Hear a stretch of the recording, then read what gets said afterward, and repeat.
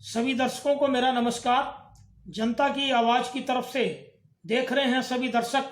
क्रांतिवीर पत्रकार मदन लाहोरिया के साथ चर्चा बुलंद है कि देशभक्ति की बात तो दिलों से निकलती है, मन की बात से नहीं। जनता की आवाज के बुलंद आवाज कार्यक्रम में हम हैं आपके साथ। आज इस चर्चा में हमारा मुद्दा है देशभक्ति की बात तो दिलों से निकलती है, मन की बात से नहीं। तो बंधुओं, आज सभी दर्शकों को मैं ये बता रहा हूं कि ये देशभक्ति का मुद्दा हमने क्यों चुना।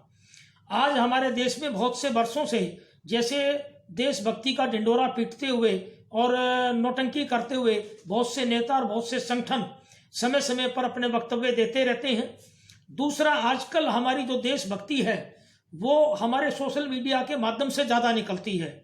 जैसे हमारी फेसबुक हुई, ट्विटर अकाउंट हुए लोगों के, व्हाट्सएप हुआ, इंस्टाग्राम हुआ, लिंक्डइन हुआ, तो बहुत सी ऐसी टीमें लगी रहती हैं कि जो अपने पोस्टर बना बना करके और कोई तिरंगे के साथ, कोई देशभक्ति की, और उनके दिलों के अंदर कहीं भी देशभक्ति नहीं होती। और बहुत सी ऐसी देश में घटनाएं भी घटी हैं। तो हमारे दिल में एक पीड़ा उठी कि हम सभी दर्शकों को वास्तविक जो दिल से निकली हुई देशभक्ति और जो मन की बात में नौटंकी करते हुए निकली देशभक्ति, उन दोनों देशभक्ति में क्या अंतर है, ये हम अंतर हमारी इस वीडियो के माध्यम से बताना चाहते हैं। हमारे इस कार्यक्रम में आज हम आपसे ये बात रखेंगे कि हमारी देश की आज़ादी से पहले देशभक्ति कैसी थी, उसके बाद 30-40 साल तक देशभक्ति कैसी थी, और आज देशभक्ति कैसी है। तो सुनिए जरा, जो हमारी देश की आज़ादी के लिए जब लड़ाई लड़ी जा रही थी 1920-25 से 20 के बाद से महात्मा गांधी, जवाहरलाल नेहरू और नेताजी सुभाष चंद्र बोस की, तो उस वक्त लोगों की देशभक्ति का जो जज्बा था वो दिलों से था। मैं सभी दर्शकों को ये बता देना चाह रहा हूं कि मैं स्वयं पत्रकार मदन लाल लाहोरिया फ्रीडम फाइटर का बेटा हूं। मेरे पिताजी नेताजी सुभाष चंद्र बोस की INA में रानी झांसी रेजिमेंट में बहुत एक सक्रिय भूमिका में रही हैं और देश की आज़ादी के लिए लड़ाई लड़ने में सबसे महत्वपूर्ण भूमिका निभाई है मेरे पिताजी ने।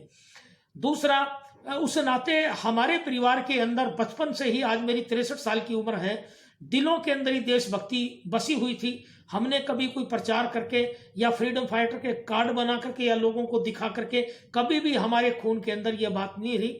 दूसरा, जब 1925 के अंदर हमारी RSS का गठन किया गया डॉक्टर केशवराव बलिराम हेडगेवार के द्वारा, तो मैं वहीं से बात प्रारंभ करता हूं कि जो हिंदूवादी जो हमारे संगठन बने, तो उस वक्त हिंदू महासभा का गठन किया वीर सावरकर ने, उससे पहले गठन हुआ था, और उन्होंने एक सुनियोजित तरीके से हिंदू मुस्लिम में खाई पैदा करने के लिए उस वक्त संगठन बनाए।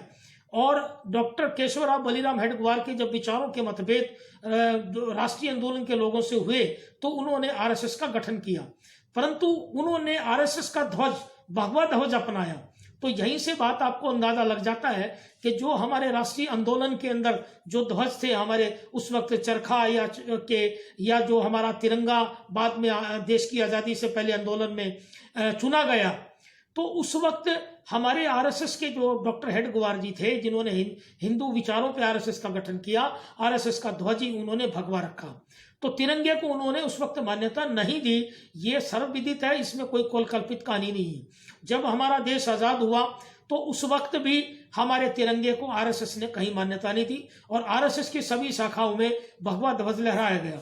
अब आते हैं देश की आज़ादी के बाद। तो देश की आज़ादी के बाद जो हमारे देशभक्ति का जज्बा था, देशभक्ति के जज्बे में हमारी पिक्चरें भी बनी हैं, पुराने गाने भी आए हैं, और बहुत सालों तक आपका लगा लो देशभक्ति के बाद 1947 में हमारा देश आज़ाद हुआ। उसके बाद 1950, 1960, 1970, मेरा जन्म 1958 का है, तो मैंने उसके बाद चीन का युद्ध देखा, पाकिस्तान का युद्ध देखा। उसके बाद जो हमारा बांग्लादेश का युद्ध हुआ वो मुझे अच्छी तरह याद है कि उस वक्त लोगों के दिलों में देशभक्ति थी। कोई बताने की आवश्यकता नहीं पड़ती थी, या फेसबुक या ट्विटर अकाउंटों से या ये साधन नहीं थे, या पोस्टर बांट करके या लोगों को अपना देशभक्ति लिख करके देशभक्ति बताने की कहीं जरूरत नहीं थी। उसके बाद जो हमारा जितना भी जो हमारे RSS के जो संगठन रहे, उन्होंने अपनी शाखाओं में हमेशा भगवा ध्वज को अपनाया। राष्ट्रीय ध्वज जो हमारा तिरंगा को कभी भी इन्होंने अपनाया नहीं। अब आप लोगों को मैं बता देता हूं कि इस वक्त देश के अंदर ये हमें जरूरत क्यों पड़ी इस मुद्दे को उठाने की, कि इस वक्त जो देश के अंदर जो हमारे किसान धरनों पर बैठे हैं पिछले 2-3 महीनों से, और जो अभी 26 जनवरी को जो लाल किला पे घटना हुई, तो हमारे दिल के अंदर पीड़ा आई। कि आज तिरंगे पे जो इतनी बड़ी साजिश और झगड़ा हुआ तो इसकी खोजबीन की जाए।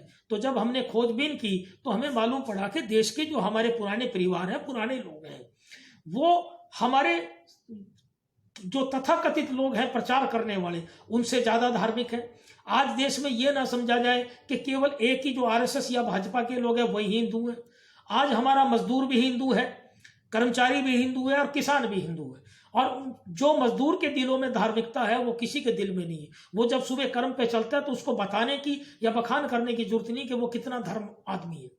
अब आपको बताता हूं कि इसी प्रकार जो हमारी देशभक्ति है, जो हर भारतीय है, हमारे आजाद हिंद फौज के अंदर मुस्लिम भी थे, सिख भी थे, ईसाई भी थे और सभी धर्मों के लोग देश की आजादी के लिए लड़े हैं।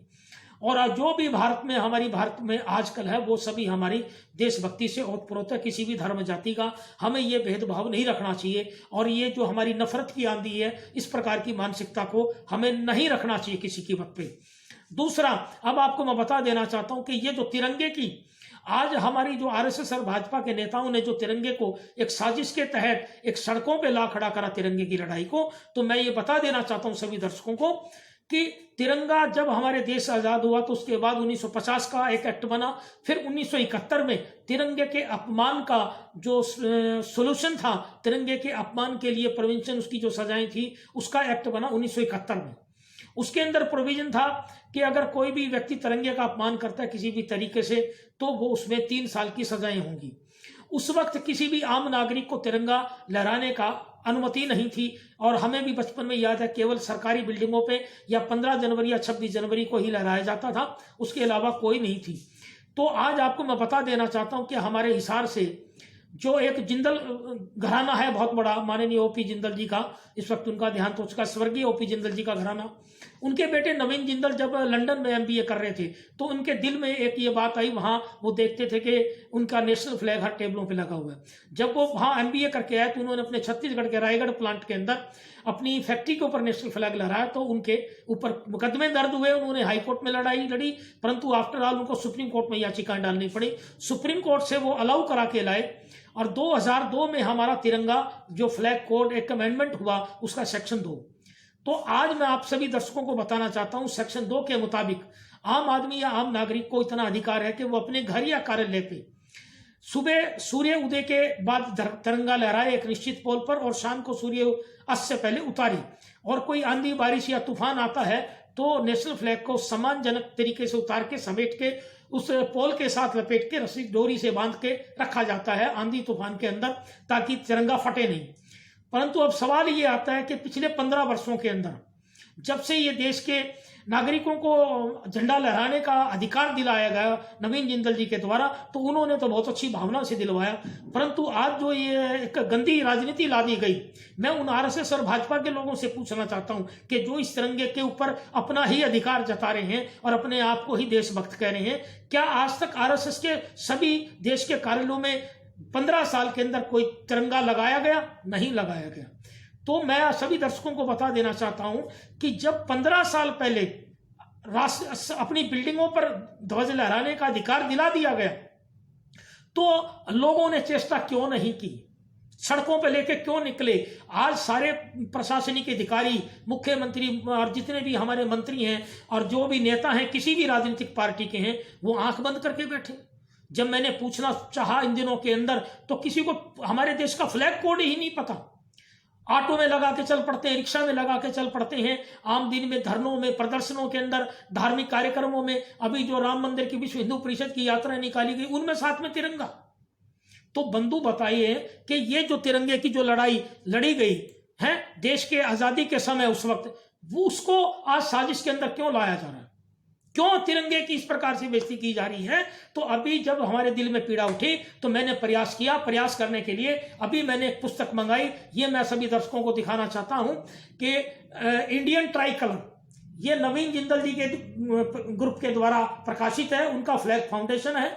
तो मैंने प्रयास करके ताकि मैं तिरंगे के सारे देश को, लोगों को जागरूक कर सकूं, और हाई कोर्ट के अंदर भी हमने एक PIL डालनी है इस बात की कि आज हमारे तिरंगे का अपमान क्यों किया जा रहा है। इस जो हमारी किताब जो छपी है इंडियन ट्राई कलर नवीन जिंदल जी के फ्लैग फाउंडेशन के द्वारा, ये अभी मेरे को भेजी गई है और मैं इस पे अध्ययन करके सारा इस पे कार्रवाई करूंगा।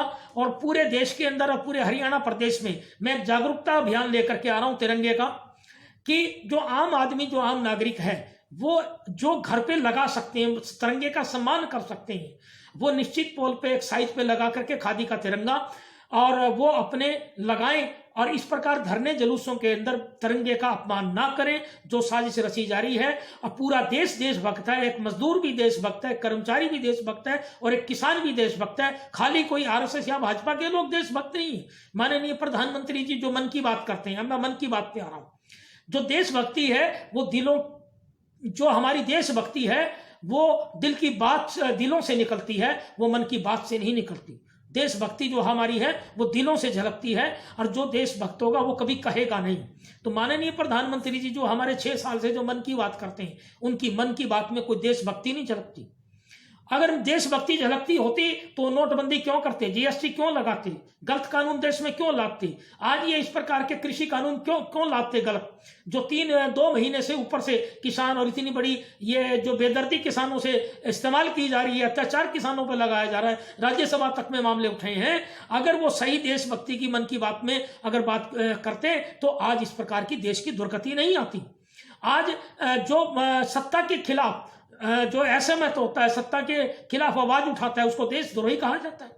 तो ये बताइए, आज पत्रकारों को देशद्रोही, तो क्या खाली देशभक्त आरएसएस भाजपा के लोग हैं या तो वो अंधभक्त हैं? इस बात में देश को गुमराह ना किया जाए, कोई अंधेरे में ना रखा जाए और ये घमंड ना किया जाए कि केवल आरएसएस भाजपा के लोग ही हिंदू हैं और वही देशभक्त हैं।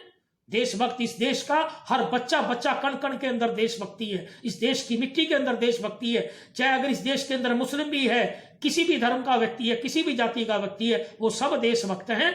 तो मैं हमारी आज इस वीडियो के माध्यम से सभी हमारे देखने वाले दर्शकों को संदेश देना चाहता हूं कि आज देशभक्ति के नाम से नोटंकी ना करी जाए। हमारे देश के माननीय प्रधानमंत्री जी को मैं संदेश देना चाहता हूं हमारी जनता की आवाज की इस वीडियो के माध्यम से कि वो अपनी मन की बात के अंदर लोगों की समस्याओं की बात सुने और नकली देशभक्ति का नोटंकी बंद करें। और माननीय मुख्यमंत्री हरियाणा सरकार से भी मैं गुजारिश करता हूं कि वो सभी जिला उपायुक्तों को आदेश दें और जो भी हमारे भाजपा के जो भी हमारे राजनीतिक नेता हैं, जो संगठनों के नेता हैं और आरएसएस के मैं सरसंघचालक आपका मोहन भागवत जी से गुजारिश करता हूं कि कम से कम देश के आरएसएस के कार्यालयों पर तिरंगा लगाएं। आप विधिवत तरीके से तिरंगा लगाएं, हम आपको पूरा राय देंगे, पूरी सहायता करेंगे। आपका फ्लैग फाउंडेशन नवीन जिंदल जी का पूरी आपकी हेल्प करेगा और हम वॉलंटियर बन के आपकी हेल्प करेंगे। आप आरएसएस के कार्यालयों पर तिरंगा लगाएं ताकि देश की जनता को आपकी असली देशभक्ति नजर आए। और हम आपको ये चुनौती देते हैं, चैलेंज देते हैं इस बात को कि आप नकली देशभक्ति करना बंद करें। मैं एक फ्रीडम फाइटर के बेटे के नाते आपको पूरा इस बात का चुनौती देता हूं कि आपने कभी भी अपने राष्ट्रीय कार्यालयों पे, आरएसएस के कार्यालयों पे तिरंगा नहीं लहराया। तो अगर आप तिरंगा नहीं लहराते अपनी जगह तो तिरंगे की साजिश की बात करना बंद करें, वरना देश की जनता इस बात को सारी बात देख रही है और असली देशभक्ति का ही जज्बा दिलों से निकलता है, मन की बात से नहीं निकलता। और हम सभी दर्शकों से हम गुजारिश करने, पहले भी आप सभी लोगों ने हमारी वीडियो को पसंद किया, अगले आने वाली वीडियो के इंतजार में रहें। और ये वीडियो मैं सभी लोगों से अपेक्षा करता हूं कि ये वीडियो आप लोग सभी दर्शकों को पसंद आएगी। जय हिंद, वंदे मातरम।